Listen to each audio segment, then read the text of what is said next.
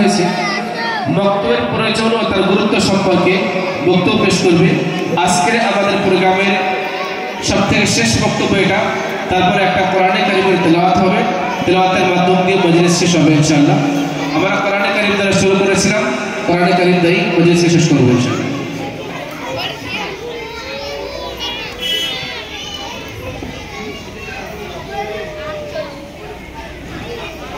السلام عليكم ورحمة الله وبركاته.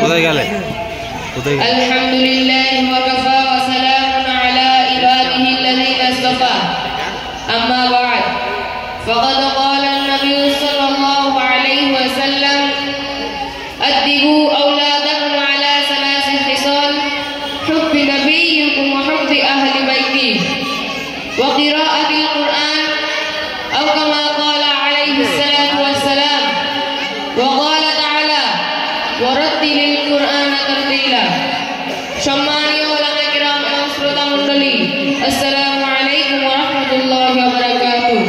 আমি আল্লাহ তাআলার কৃতজ্ঞতা জ্ঞাপন করি যে তিনি আপনাদের সম্মুখে বক্তব্যের গুরুত্ব প্রয়োজন সম্পর্কে কিছু বলার সুযোগ দিয়েছেন।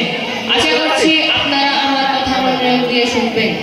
সম্মানীয় শ্রোতা মণ্ডলী, কিয়ামত পর্যন্ত আগত সমস্ত মুসলমানের সফলতা আল্লাহ তাআলা দিনের মধ্যে রেখেছেন। আর দিন হলো আল্লাহর বিধান এবং রাসূল সাল্লাল্লাহু আলাইহি ওয়াসাল্লামের জীবনধারা অনুযায়ী জীবনযাপন করার মধ্যে নিহিত। বোঝা গেল সফলতা যখন দিনের মধ্যে আছে, তাহলে প্রত্যেক ব্যক্তির জন্য দিন শেখা আবশ্যক, যাতে সে তার উপর আমল করে নিজের জীবনকে সফল কাম করতে পারে। আল্লাহ তাআলার অনেক বড় কৃপা দয়া যে তিনি মানুষের হেদায়েতের জন্য রাসূল সাল্লাল্লাহু আলাইহি ওয়াসাল্লামকে দুনিয়াতে প্রেরণ করেছেন, যিনি আমাদের জন্য আদর্শ, যার মধ্যে মানব জীবনের জন্ম থেকে মৃত্যু পর্যন্ত জীবনযাপনের সমস্ত পরিপূর্ণ ব্যবস্থাপনা আছে, যেটা 1450 বছর থেকে সুরক্ষিতভাবে চলে আসছে এবং কিয়ামত পর্যন্ত এটি সুরক্ষিত থাকবে ইনশাআল্লাহ। কিন্তু বড় পরিতাপের বিষয়, আজ আমরা কুরআন ও হাদিসের ইলম অর্জন করা এবং তার উপরে আমল দিয়ে বহু দূরে আছি।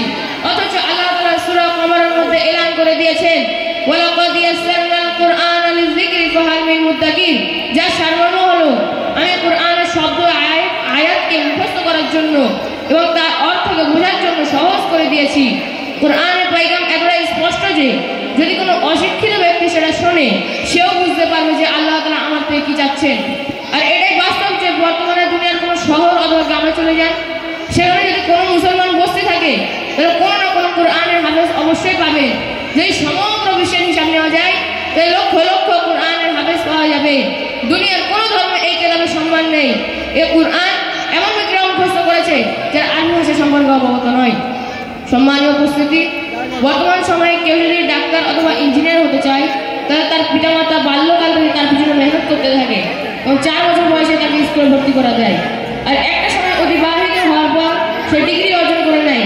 কিন্তু মক্তব দিনী শিক্ষা অর্জন না করার কারণে সে দিনী শিক্ষা থেকে বঞ্চিত থাকে, যার কারণে সে পিতামাতা, প্রতিবেশী, আত্মীয় স্বজনদের হক ও প্রাপ্য সম্পর্কে অবগত হয় না।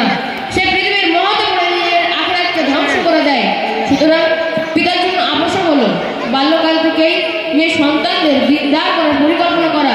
যদি আপনারা এমন না করেন, তাহলে স্মরণ রাখুন, ধীরে ধীরে যতদিন অতিবাহিত হবে আপনার সন্তান দিন থেকে দূর হতে শরীয়ত পরিপন্থী কাজ করতে থাকবে। এইভাবে আমাদের সমাজের শিশু, যুবক সকলের দিন থেকে বঞ্চিত হয়ে জীবনযাপন করবে। কিয়ামত সন্নিকটে আসবে, বড় বড় ফিতনাউদিত হতে থাকবে। বর্তমান সময়ে ঈমানকে সংরক্ষণ করা অসম্ভব হয়ে যাচ্ছে। তাহলে ভাবুন, যখন আমরা যৌবনে বর্তমান করব, তখন পরিস্থিতি কতটা ভয়াবহ হবে। আল্লামা ইকবাল রাহমাতুল্লাহ আলাইহি বলেন, और ये अहले कलीसिया का निज़ाम तालीम एक साजिश है फ़कत दीन और मौत के खिलाफ। সম্মানীয় শ্রোতা মণ্ডলী, ইলমে দ্বীন শিক্ষার উত্তম স্থান হলো মাদ্রাসা এবং মক্তব। মাদ্রাসার ব্যবস্থা আলহামদুলিল্লাহ দেশের কোনায় কোনায় ছড়িয়ে আছে। দুর্বলতা কেবল মুনাজ্জাম মক্তবের। বর্তমান সময় সবচেয়ে বড় দাবি হলো বাচ্চাদেরকে ধর্মদ্রোহিতা থেকে বাঁচিয়ে তার মধ্যে দিনের মূল্যবোধের বীজ বপন করার একমাত্র মাধ্যম হলো মুনাজ্জাম মক্তব। সুতরাং আপনাদের কাছে বিনীত নিবেদন, প্রত্যেক এলাকায়, প্রত্যেক শহরে, প্রত্যেক মসজিদে মুনাজ্জাম মক্তব প্রতিষ্ঠা করুন, যেখানে আপনাদের সন্তানরা কুরআন ও হাদিসের সাথে সাথে দিনের মৌলিক জ্ঞানগুলো শিখবে এবং ডাক্তার, ইঞ্জিনিয়ার হওয়ার পূর্বে একজন ভালো মানুষ হতে পারে, মানুষকে সত্যের দিশারি দিতে পারে, নিজে দিনের মধ্যে চলতে পারে এবং মানুষকে দিনের মধ্যে আহ্বান করতে হতে পারে, সবথেকে বড় বিষয় হলো আপনার জন্য আপনার সন্তান সদকায়ে জারিয়া হয়ে যাবে। আপনি সন্তানকে নেক তৈরি করে যাবেন, যে পৃথিবীতে থেকে যত আমল করবে সব আমলের সওয়াব আপনি দুনিয়াতে যাওয়ার পরে পেতে থাকবেন। আমি আল্লাহ তাআলার কাছে প্রার্থনা করি যে আমাদের সকলকে দিনের খেদমতের জন্য কবুল করুন এবং আমাদের বাচ্চাদেরকে দিন শেখার তৌফিক দান করুন। সর্বশেষে এই কবিতার মাধ্যমে আমি আমার বক্তব্যের ইতি করছি। ये तिफलाने मक्तब जिनसे वो बस्ता है मुस्तकबिल, उन ज़र्रों को चमका कर शब महताब करना है। व आखिर दावाना अल्हम्दुलिल्लाहि रब्बिल आलमीन। अस्सलामु अलैकुम व रहमतुल्लाहि व बरकातुहू।